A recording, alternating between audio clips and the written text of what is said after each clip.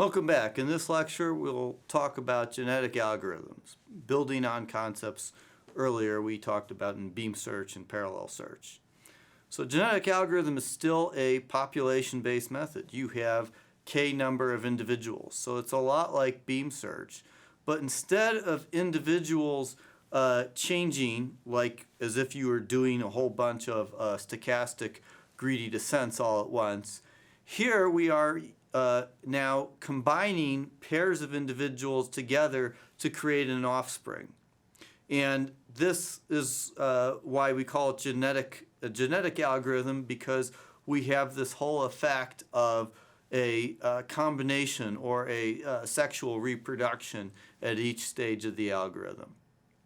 And of course, we're going to stop when a solution is found.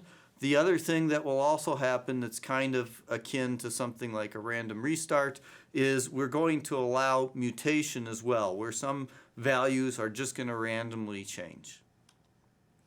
And so we could think of this as, hey, we have our population of assignments or individuals, and given two of them that were somehow picked from the population, the two are going to together form an offspring. So what we're going to do is we're going to pick some variable at random, and we're going to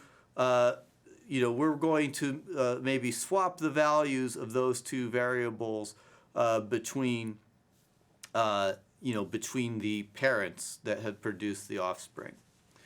The effectiveness of this is going to depend on many things, such as the ordering of the variables, as well as the probabilities we use to select them and do other things such as mutation.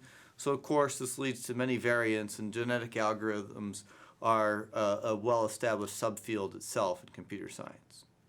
So I hope you enjoyed this brief introduction to genetic algorithms. Please stay tuned for more content.